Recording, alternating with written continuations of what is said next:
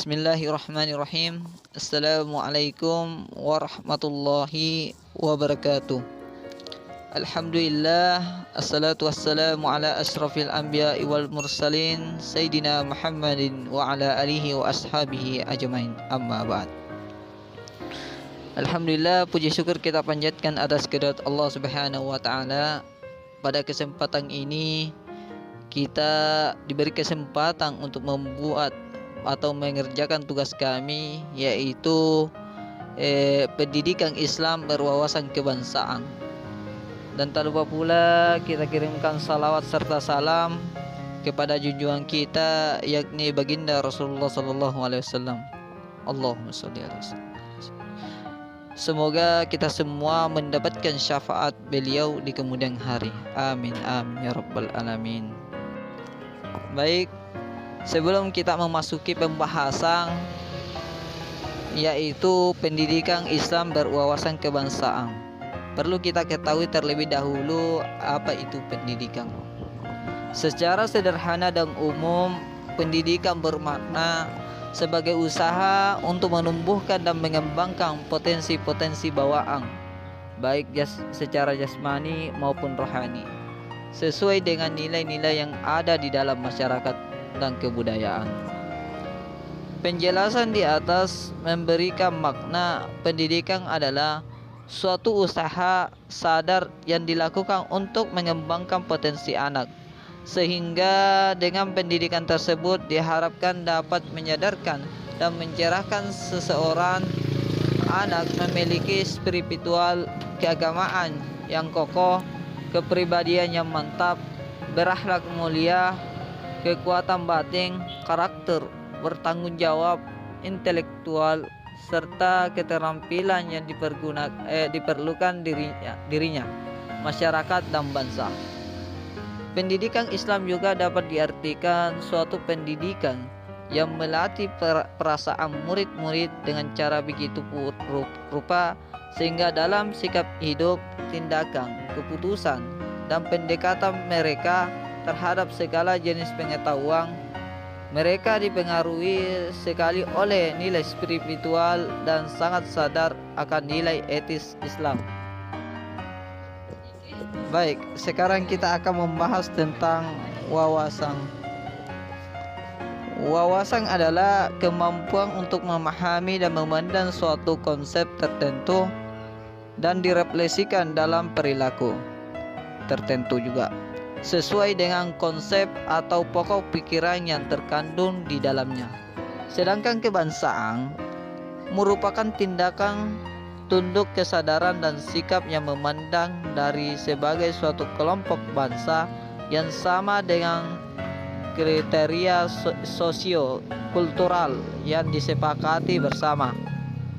22 bangsa yang dimaksud dalam hal ini adalah bangsa Indonesia. Jadi, maksud berwawasan kebangsaan adalah suatu pandangan yang mencerminkan sikap dan kepribadian bangsa Indonesia yang memiliki rasa cinta terhadap tanah air, menjunjung tinggi rasa kesatuan dan persatuan, memiliki rasa kebersamaan sebagai satu bangsa untuk membangun bangsa Indonesia yang menuju masa depan yang lebih baik. Di tengah persaingan dunia globalistik, tanpa harus kehilangan akar budaya yang telah kita miliki. Wawasan kebangsaan mengandung pula tuntunan satu bangsa untuk mewujudkan jati diri serta mengembangkan perilaku sebagai bangsa yang meyakini nilai-nilai budaya yang lahir dan tumbuh sebagai penjelmaan kepribadian. Rasa kebangsaan bukan monopoli suatu bangsa, tetapi ia merupakan perekat yang mempersatukan dan memberi dasar keberadaan bangsa-bangsa di dunia. Dengan demikian, rasa kebangsaan bukanlah sesuatu yang unik yang hanya ada di dalam diri bangsa kita, karena hal yang sama juga dialami bangsa-bangsa lainnya. Pembahasan selanjutnya yaitu urgensi pendidikan Islam. Mengenai soal pendidikan agama, William McNeill Dixon dalam bukunya The Human Situation, Religion True or False, with its attendant belief in God and world to come, has been, on the whole, if not only at least we may believe, a staunch bulwark of morality. With the decay of religion and its sanctions, it becomes an urgent question what can take its place. What sort of ethics of equal efficacy, indeed if any efficacy can be substituted. Agama, baik agama yang benar ataupun palsu, dengan ajarannya tentang Tuhan dan hari yang akhir atau akhirat, di dalam keseluruhannya kalau bukan satu-satunya paling kurang kita boleh yakin bahwa ia adalah merupakan dasar yang paling kuat bagi moral. Dengan mundurnya agama dengan segala sanksi-sanksinya, pasti menimbulkan suatu soal yang mendesak. Apakah yang dapat menggantikan agama itu? Apakah ada penyokong etika yang punya kekuatan yang sama seperti agama itu jika agama sudah tidak ada lagi? Para pendidik yang tidak memiliki kepribadian Islam tentulah tidak mungkin memberikan pendidikan Islam kepada anak didiknya sebagai bunyi peribahasa. Orang yang tidak mempunyai sesuatu tentu tidak dapat memberikan sesuatu itu. Faqidus sya'la yu'tihi. Di dalam hal ini, seorang pendidik tidak boleh ragu-ragu. Bahkan sebaliknya, dia harus yakin seyakin-yakinnya tentang akidah Islam sebagai kepribadian bangsa. Pembahasan selanjutnya yaitu kepribadian bangsa. Kepribadian bangsa itu ialah jiwa beragama yang sudah dianut berabad-abad lamanya oleh bangsa kita, yang sudah bertali erat, berjalin berkelindangan masyarakat hidup bangsa Indonesia. Jiwa beragama itu terhunjam dalam lubuk hati mereka sehingga menjadi imannya, menjadi akhlaknya, dan menjadi fiil perbuatannya, dan menjelma pada gerak langkah dan kehidupannya sehari-hari. Meskipun berbagai topan badai yang datang, bagaikan batu karang di tengah lautan, betapapun juga pukulan ombak dan gelombang dari kiri dan kanan, ia tetap bertahan, teguh mendasar dengan tiada goyang sedikit pun. Lanjut, pembangunan bangsa.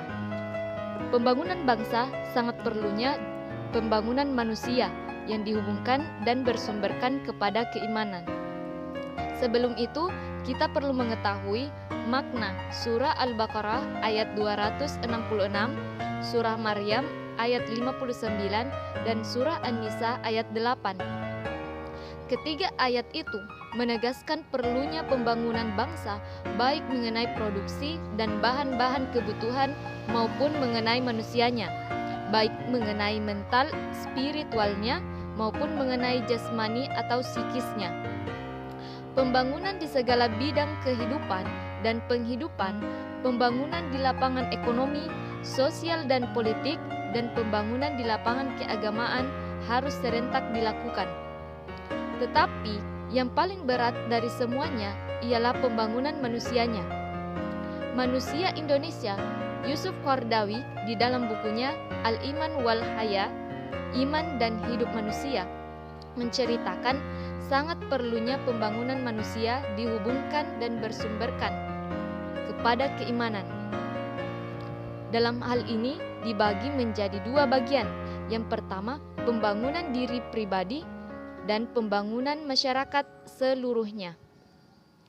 Pembangunan diri pribadi yaitu hubungan iman dan kehormatan kemanusiaan dengan kebahagiaan, dengan ketentraman jiwa, dengan keridaan hati serta tawakal kepada Tuhan, dengan keimanan hati, dengan ide yang tinggi dan dengan rasa cinta yang mendalam, dan dengan tabah menghadapi segala percobaan dan perjuangan. Yang kedua, pembangunan masyarakat seluruhnya. Dalam hal ini disebutkan 3 pokok penting, yaitu iman untuk memelihara akhlak, iman di dalam rangka memperbanyak produksi, dan iman di dalam usaha-usaha pembangunan. Bagian terakhir, merubah mental umat bangsa. Dalam Quran surah Ar-Ra'd ayat 11, A'udzu billahi minasyaitonir rajim. Innallaha la yughayyiru ma biqaumin hatta yughayyiru ma bi anfusihim. Yang artinya, sesungguhnya Tuhan tidak akan merubah keadaan suatu bangsa kalau mereka sendiri tidak berusaha merubah jiwa mereka. Ayat ini diartikan bahwa perubahan suatu bangsa secara keseluruhan berulah terjadi kalau masing-masing diri melakukan perubahan terlebih dahulu. Perubahan pribadi terlebih dahulu terjadinya dari perubahan masyarakat bangsa. Contoh para pendidik Islam di dalam berbagai lapangan pekerjaan mereka. Haruslah mereka membentuk dan melatih sebanyak-banyaknya kader-kader pembaharuan Islam. Zaman yang akan datang, angkatan muda Islam lebih banyak tergantung kepada sukses tidaknya usaha pendidik Islam di dalam tugas suci pembentukan kader-kader pembaharuan. Demikian pembahasan materi dari kelompok kami. Terima kasih. Thanks for watching. Assalamualaikum warahmatullahi wabarakatuh.